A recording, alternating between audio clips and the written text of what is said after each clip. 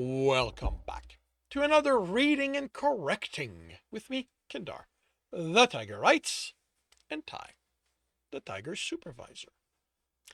This is where I read a chapter from one of my stories and correct it as I go. If you want to listen to these live, it's every Tuesday morning, 8 a.m. Eastern Time on Twitch and YouTube. And if you want to support me, that is on my Patreon. Today we are doing chapter 42 of The World Which Is. The split is where the three trade roads meet. Okay.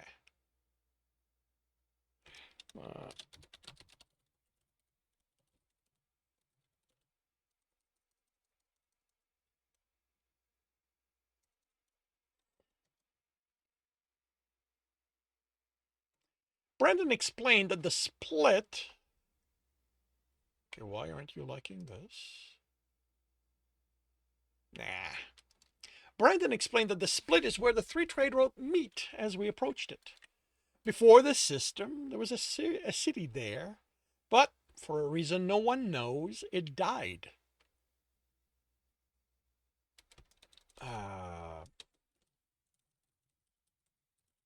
It died in the early days, and now it's a ruin. It isn't worth bothering with, he adds, as buildings become visible in the distance. They're sending people in every day, so the loot and monsters don't have time to grow beyond level 5. I thought they got tougher the deeper you went in. You're thinking about dungeons. Ruins replenish over time, and the longer something is there, the higher level it becomes. They have caps based on how large they are, but that also affects the regeneration somehow. So this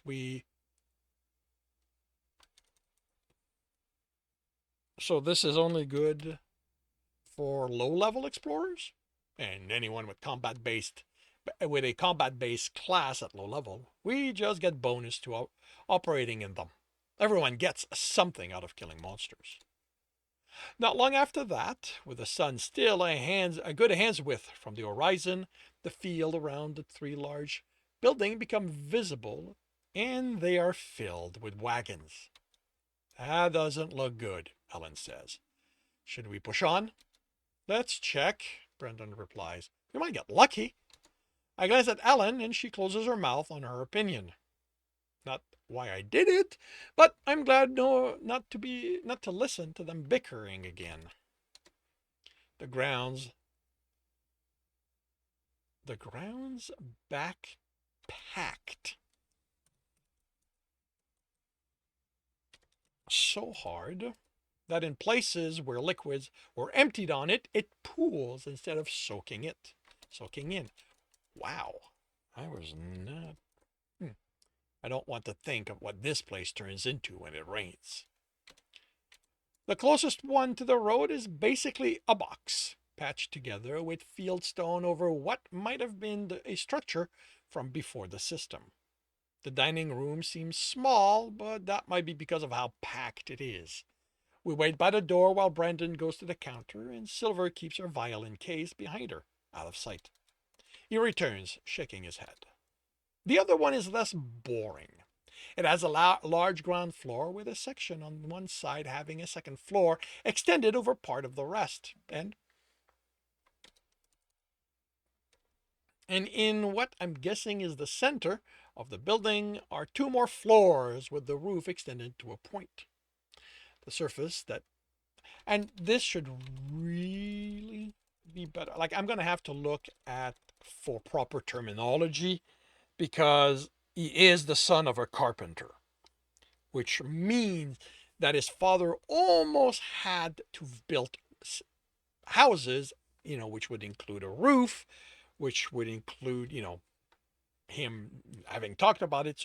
So Dennis knowing those details. I'm just not bothering right now. The surface that isn't fieldstone is brickwork, old and new. The dining area is larger, maybe, but just as packed. We stay by the door again until Brandon waves us over. They have one room left, he tells us. But he won't hold it for us while we check the other inn. What's the room like? I ask before Ellen comments. I could the snark in her expression already. Small, the man replies. He's had a long day of humoring us, and humoring us is about the last thing he wants to do. But it's got a bunk, so two of you don't have to sleep on the floor. Can the bunk fit me? Ellen asks. The man snorts. But the window is on the back, so you aren't going to smell the animals shit all night. Can you deal with the floor? I ask Ellen. Or do we risk the other inn and keep going if they have nothing? Which means it's the ground when we sleep, Brandon replies in a forcefully neutral tone. You just want people around so you can charm your way into one of their beds, Ellen replies. Tell you what, Elle, Brenda says dryly, just for you. I'm going to sleep in the same room as you. Will that make you happy? You can take the bunk, I say. I'll take the floor. No, I should. I'm shorter than you. I barely kept myself from snapping. So I'll have more space for so I'll leave more space for Ellen. And I add as she's about to comment, we're talking we're taking up our hostess time arguing. How much is the room? He visibly relaxes and a transaction window pops up before me. 400 is probably way more than it should be, but at this point, I just want this done with. Before the two of them bicker. I agree to it and get another window informing me that the room 8 has been assigned to me. Has been assigned. Through that door, numbers on the door.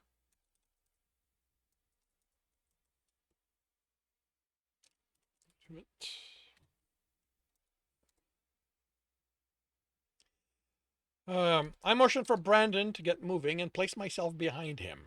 Door number 8 is the next to last one, and as promised, it is small. The bunk bed is on the left with a chest between it and the wall. Only opens the door. Whoops. Only opens to clear the doorway before the wall stops it. The window shutter are open and I can barely smell animals. He wasn't kidding, Sinver says, putting her case on the top bunk. The shutter latches, so I'll be spared being rained on if the weather changes. I'll set my roll along the wall here. If you think you'll fit at the diagonal, I tell him. She does look happy. I'm pretty sure if I'd let Brandon to make the decision, she'd be out of here just on principle. She sets her bedroll down and adjusts it so there's just enough space for mine under the window. Hopefully neither one of us or our feet will be hitting each other. How secure is the room? Silver asks. I want to leave my violin in it. I don't want a repeat of this morning. You don't want the money? Brennan asked, testing the mattress while I access the room's option. If I'm going to perform, I want it to be when I've planned on it. I've never been ambushed like I was this morning before. There aren't any settings for that, I mentioned. You wouldn't get those on a room this cheap. How much do we owe you? Don't worry about it, I reply. Dennis, you're not paying for the lot of us. You did for us yesterday. The only option for allowing others to come in is a team option. I don't say anything for individuals. Shouldn't we form a team? Silver asks, seeing how we'll be traveling together.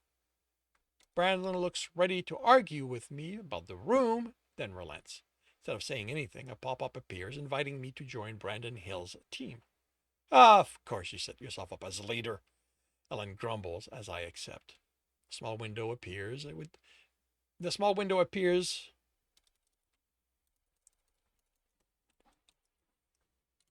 top left of my vision with Brandon's name on top, mine under him. Silver appears as Brandon's smirk. All you had to do was send the offer before me. I'd have gladly accepted it without complaining. Somehow I doubt that. Ellen's name appears as she glares at her brother. Next to our next to our names are the health, mana, and stamina bar, all full. I give the team access to the room. One of us should stay in the room at all time, Brendan says, indicating the window. That won't stop someone from coming in. I thought inns were safe places. We're safe places. Silver says, if they're safer than out there, but you don't get the kind of security in a roadside inn that will keep thieves out. It's why I don't like being on the ground floor. Upper floor means at least me upper floors at least start with a handicap for anyone looking to steal from me. Do we have a reason to go out there? I ask. I could use a bath, Ellen says. Okay, I cut Brandon off. I'll stay in while you three take care of what you need. Is there a place I can wash my clothes? I asked Brandon. I'm running low on clean ones. In the tub you'll wash in, he replies. That's a service I've never seen offered in roadside inns. There might be good money in it, Silver says. Then you are welcome to start it. I do not deal with other people's dirty laundry. You barely deal with your own, Ellen replies. I deal with mine fine enough.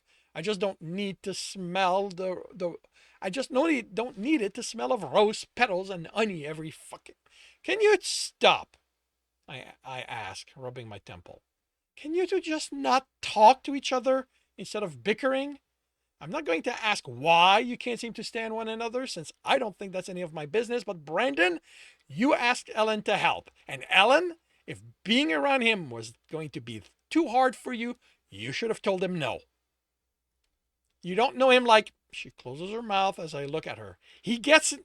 I glare at Brandon as the smirk forms and he looks away. I don't say this often, but I thank the system I'm an only child.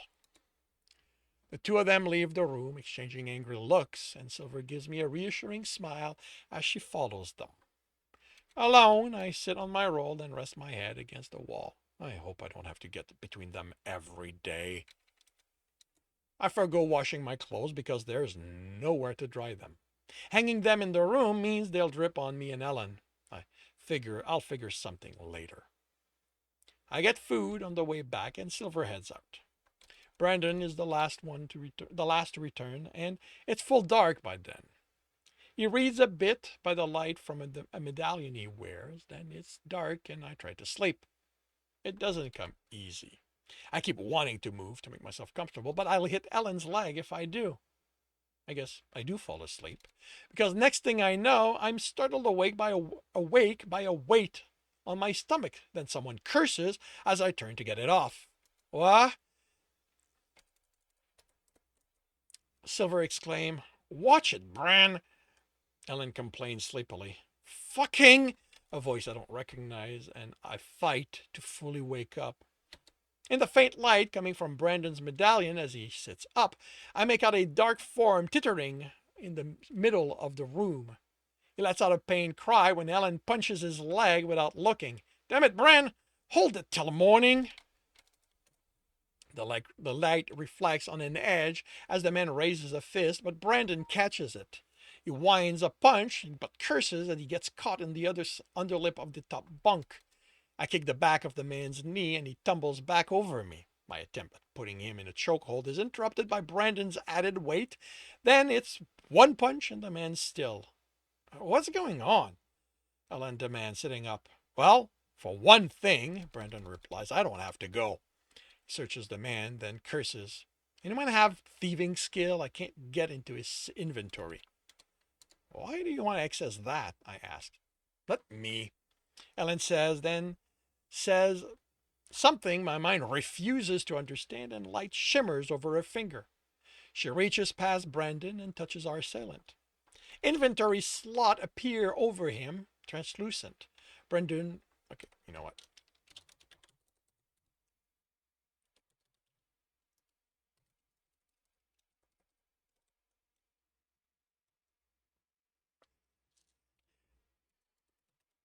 That's going to be there. She reaches past Brandon and touches our assailant. Translucent inventory slots appear over him. Brandon reaches for one containing a piece of paper, looks at it, and lets it fall. Another one goes the same way. The third one has him cursing. He turns it to me, and I activate my ring to see what's on it. The head is definitely mine. Next to it is a rendition of Aaron's journal. Under that is written, "Reward $10,000 for the delivery of the journal to Xander Pope." And that concludes chapter 42 of The World Which Is. If you are enjoying this, please leave a like. If you want to know when the next chapter is going to be up, subscribe and hit the bell. If you want to read the story, it is up for free on Royal Road. If you want to read ahead of that and support me in the process, that is on my Patreon, where we are about 10 chapters ahead. If you want to listen to these live, it's every Tuesday morning, 8 a.m. Eastern Time on Twitch and YouTube. And with that, I shall wish you a good day.